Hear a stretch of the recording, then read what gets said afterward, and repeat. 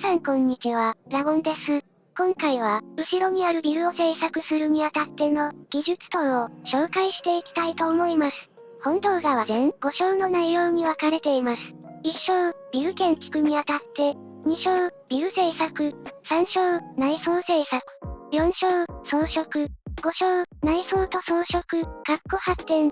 注意として、本動画は作り方講座ではなく、ビル建築をするにあたっての基礎知識や技術を実際に建築しながら教える動画となっていますので、各自の建築に応用したり発展させたりしてください。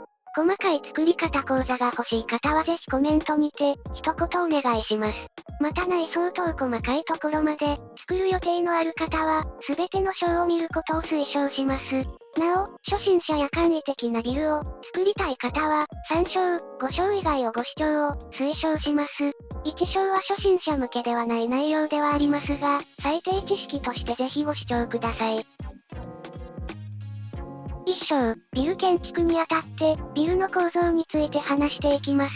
はじめにビルの構造の決定です。多々ある構造から2つ抜粋したいと思います。まずはラーメン構造。主に低から中層ビル、マンション等にて使用されてきました。しかし近年、ビルの高層化に伴い、コア構造のうちの一つ、センターコア方式が主流となっています。コアと呼ばれる部分にはエレベーター、階段、トイレなどのスペース、またビルを支えるなどといった様々な役割を一箇所にまとめることができ、空間の利用可能率の大きいことがメリットであるため、オフィスビル等でよく見られます。またセンターコア方式の他に、ダブルコア、片寄せコア等様々ありますので、建築物の設定により、これらの方式を決定してください。本動画では、高さ156メートル、31階のオフィスビルという設定のもと、センターコア方式を採用していきます。2章。では、長い説明は、ここまでにして、本題のビルを制作していきます。まずは低層階部分。低層階のデザインは重要であり、高層階をより引き立てます。今回のビルは、一辺53メートルの正方形にしていきます。寸法は各自お好きで構いませんが、一辺の長さが奇数であると、4章で話す装飾が違和感なくできますので、奇数をおすすめします。今は外壁を製作しています。デザインはお好みで構いません。次はコア部分の製作です。床面積の約4分の1から5分の1程度を使用しましょう。エスカレーター、階段、トイレなどといったスペースに区分けしていきます。各自お好きなサイズで構いません。できましたら、低層階より数メートル長い高さまで伸ばします。数メートル高くする理由は天井を張った際にコア部分と柱の場所が隠れて分かりづらくなるのを防ぐためです。天井を埋めて低層階は完成です。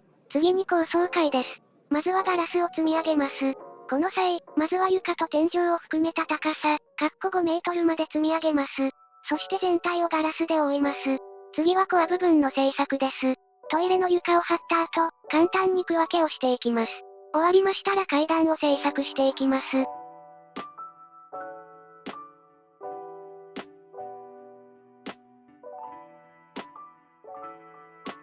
次にコアを囲む形でガラスを積み上げていきます。これで大体コアは完成です。ここで一度、ワールドエディットがある方は、この階層を他の場所にコピーしておきましょう。ない場合は飛ばしても大丈夫です。今度はオフィススペースの区分けです。ここはなんとなくで大丈夫です。まずは大きめに区分けをしていきます。一通り完成しましたら、先ほどより小さめに区分けしていきます。これで2章は終わりです。次に3章、内装です。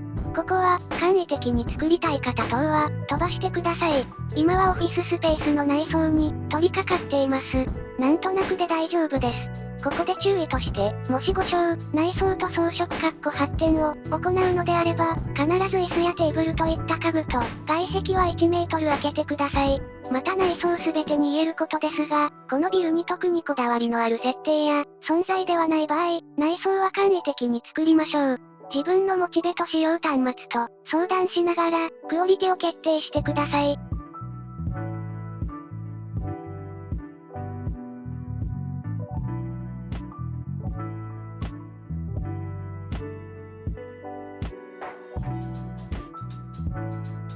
一通り完成しました。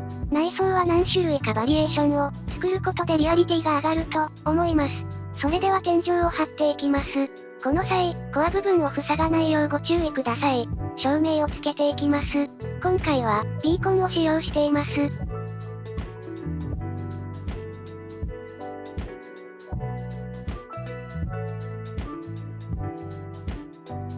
高層階の基礎が完成しましたので、15階分積み上げていきます。積み上げましたら、ここで先ほどコピーした区分け前の階を1階分を乗せます。していない方はもう一度制作してください。また、簡易的に作りたい方などは、飛ばしてください。ここは中間避難階とします。基本的に在館者数の多い建物や30階以上の建物には10から20階間隔で中間避難階があります。これは災害等による避難時に在館者全員が避難してしまうと地上で混雑してしまうので、このような混雑を防ぐため、一時的な退避所として中間避難階が設置されています。中間避難階が完成しましたら上に先ほどの高層階の基礎を10階分積み上げます。